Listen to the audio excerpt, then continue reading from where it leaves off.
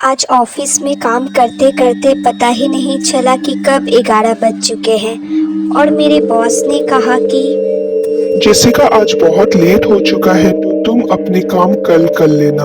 अभी तुम घर जा सकती हो क्योंकि काफी ज्यादा ही लेट हो चुका है। ओके सर, मैं आज का काम कल कर लूँगी। अभी मेरे घर से भी काफ़ी ज़्यादा फ़ोन आ रहे थे और काफ़ी लेट हो चुका है तो अभी मुझे घर जाना चाहिए। तो मैंने घर जाने के लिए शॉर्टकट रास्ते अपनाया क्योंकि काफ़ी लेट हो चुके हैं और मुझे घर जल्दी पहुंचना है। लेकिन जब मैंने वो शॉर्टकट रास्ते से गुजरने की कोशिश की तो मुझे ऐसा लगा कि किसी की रोने की आवाज़ आ रही थी। ऐसा लग रहा था कि कोई दर्द में हो और कोई रो रही हो। फिर मैं उस औरत को ढूंढने लगी थी क्योंकि मुझे ऐसा लगा था कि वो औरत कहीं आसपास ही है। लेकिन मैंने सारा जगह ही ढूंढ लिया लेकिन मुझे कहीं भी कोई औरत नहीं मिली। तो मुझे लगा कि अब मुझे घर जाना चाहिए। लेकिन जेसिका, जेसिका। अरे, मुझे ऐसा लगा कि कोई मेरा नाम पुकार रहा है। फिर वो रोने की आवाज़ फिर आने लगी और मुझे अब वो दिखाने भी देने लगी। वो काफ़ी रो रही हो।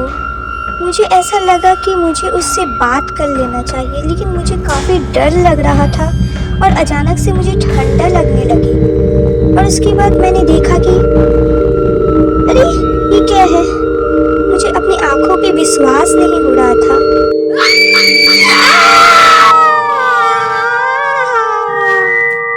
उसके बाद मुझे कुछ भी याद नहीं है। मैं वो जगह पे बेहोश पड़ी रही। मेरे डैड ने बताया कि कोई जान पहचान का अंकल मुझे घर तक छोड़ गया। मैंने अपने डैड को सारी बात बताई जो भी मेरे साथ उस जंगल पे हुई जब मैंने शॉर्टकट रास्ते अपनाया था। मुझे घर पे भी काफ़ी ज़्यादा ही डर लग रहा था और जब मैं वॉशरूम गई फ्रेश होने के लिए तो मैंने जो देखा वो मैं आज तक नहीं भूल पाई। मुझे ऐसा लगा कि शीशे में कोई और उसके बाद मैं 3 महीने तक बीमार पड़ी रही। मैं ऑफिस भी नहीं गई क्योंकि मेरी तबीयत काफ़ी ज़्यादा ही ख़राब थी और मेरी इलाज चलते रही। मेरी मॉम ने मुझसे पूछा, अभी तबीयत कैसी है जेसिका? अभी क्या तुम ठीक हो? तो मैंने बताया, हाँ मॉम, अभी मैं पहले से बेटर हूँ। लेकिन मुझे अपने कमरे पे चुड़ैल दिखती है जो काफ़ी डरावनी है। क्या चुड़ैल दिखती है? तो मैं तुम्हें एक ऐसी लेडी के पास ले जाऊंगी जो तुम्हारा इलाज अच्छे से कर सके। ठीक है मॉम, किसी को भी बुलाइए, बस मुझे ठीक करवा दीजिए। मुझे ऑफिस भी जाना है। मेरी मॉम एंड डैड मेरी काफ़ी ख्याल रखते थे लेकिन जब मेरी मॉम एंड डैड घर पे नहीं रहते थे तो मुझे काफ़ी डर लगता था।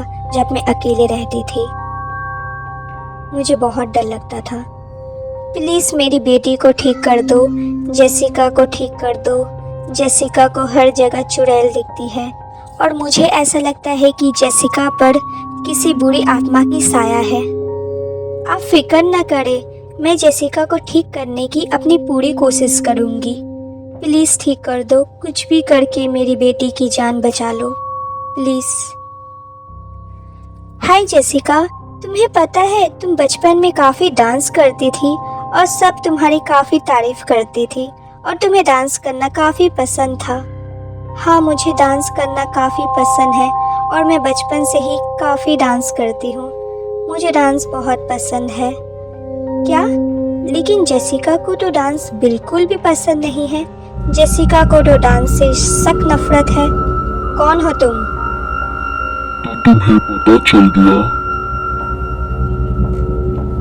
चली जाओ यहाँ से वरना मैं तुम्हारी जान ले लूंगी, समझी?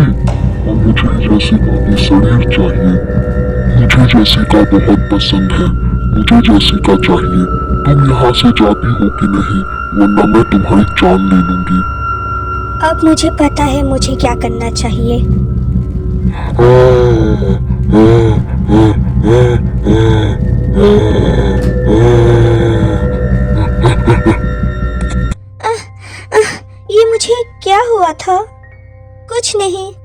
तुम्हारे अंदर एक बुरी शैतान थी जिसको मैंने ख़त्म कर दिया। Thank you so much. अगर आप नहीं होते तो आज मेरी जान चली जाती। आपने मुझे एक बुरी शैतान से बचाया है। आपकी कैसे शुक्रिया अदा करूं? Thank you so much. कोई बात नहीं, ये मेरी फ़र्ज़ थी। तुम ठीक हो गई, बस मैं यही चाहती थी। मिलते हैं दोबारा।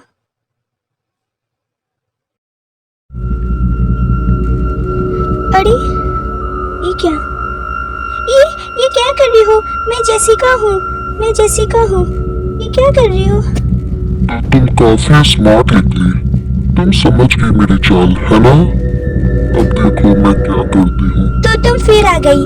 चले जाओ इस बच्ची की शरीर से, समझी? चली जाओ। मैंने कहा था तुम्हें जाने के लिए, लेकिन तुमने मेरी बात नहीं सुनी। अब देखो मैं क्या करती हूँ। मैं तुम्हारी जान ले लूंगी। आ, आ, मैंने तुम्हारी भाषा में समझाया था ना, लेकिन तुम नहीं समझी। अब भुगतो। इसी तरह से उस बुरी शैतान ने लिली की जान ले ली और उसके बाद जेसिका उसी जंगल पे जाके रहने लगी बुरी शैतान के साथ और घर से भाग गई।